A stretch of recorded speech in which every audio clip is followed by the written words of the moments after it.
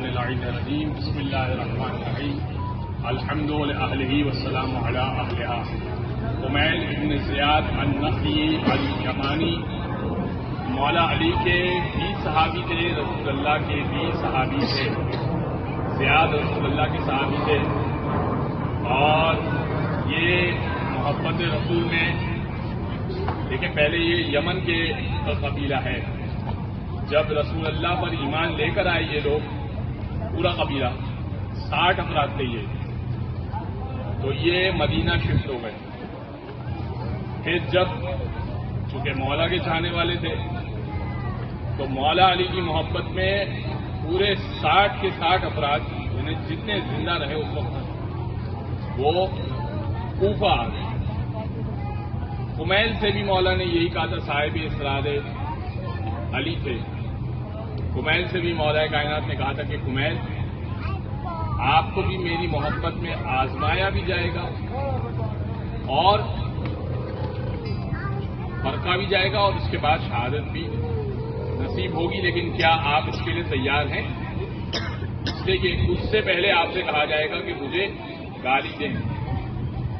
کہا کہ مولا سب کر سکتا ہوں مگر آپ کو سب نہیں کر سکتا، گالی نہیں دے سکتا۔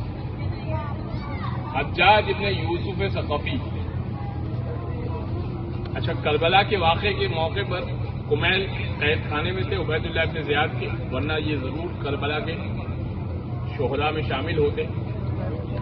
جب عبید اللہ کے بعد کوفہ میں حجاج کی حکومت آئی تو حجاج نے ان اصحاب کو جو مولا علی کے چاہنے والے تھے ان اصحاب کو بلا بلا کر چن چن کر مارنا شروع کیا۔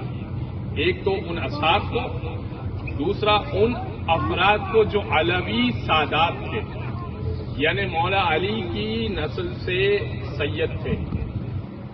ایک سید تو آپ کو فاطمی سادات ملیں گے، لیکن علوی سادات آپ کو بڑے مشکل ملیں گے اس دور میں۔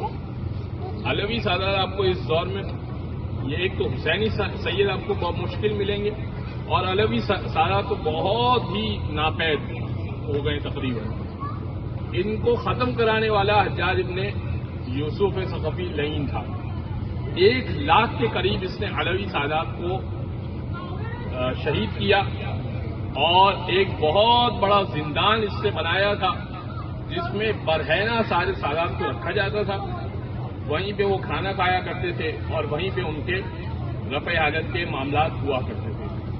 جب اس کا جی چاہتا تھا تو کسی کو بلاتا تھا اور سر تن سے جدا کر دیا کرتا تھا، اور پھر اصحاب امام امیر المومنین پر بھی اس نے باری باری حملہ کرنا شروع کیا۔ ایسے میں اس نے قمیل ابن زیاد کو بلایا۔ قمیل ابن زیاد کے قبیلے نے رزسٹ کیا۔ قمیل ابن زیاد تقریباً 60 سے اوپر سال کے تھے، تو قمیل کے قبیلے نے کہا کہ نہیں، ہم جانے نہیں دیں گے۔ حجاج نے کیا کیا کہ وظیفہ بند کر دیا، بوڑھے افراد کا وظیفہ بند کر دیا۔ جب وظیفہ بند کر دیا تو قمیل نے اپنے قبیلے سے کہا کہ میں نہیں چاہتا کہ میری وجہ سے تم لوگوں کا وظیفہ بھی بند ہو جائے، لہذا میں حجاج کے پاس جاتا ہوں۔ یہی دارالامارہ جہاں پر کل آپ کو میں نے دکھایا بیت علی کے پیچھے کی طرف جو دارالامارہ تھا، حجاج وہاں گیا، حجاج کے پاس قمیل وہاں گئے تو حجاج نے وہی کہا کہ قمیل آپ علی پر لعنت بھی دیجیے، گالی بھی دیجیے۔ قمیل نے کہا کہ ممکن نہیں ہے۔ بس حجاج نے ان کو ہاتھ پیر باندھ دیے، ان کے بندھوا دیے اور سر تن سے ان کا جدا کروا دیا، اور پھر ان کو ظاہر ہے کہ ان کے قبیلے والے لے کر گئے، اور اس طرح محبت علی میں حجاج ابن یوسف ثقفی نے قمیل ابن زیاد کو شہید کر دیا۔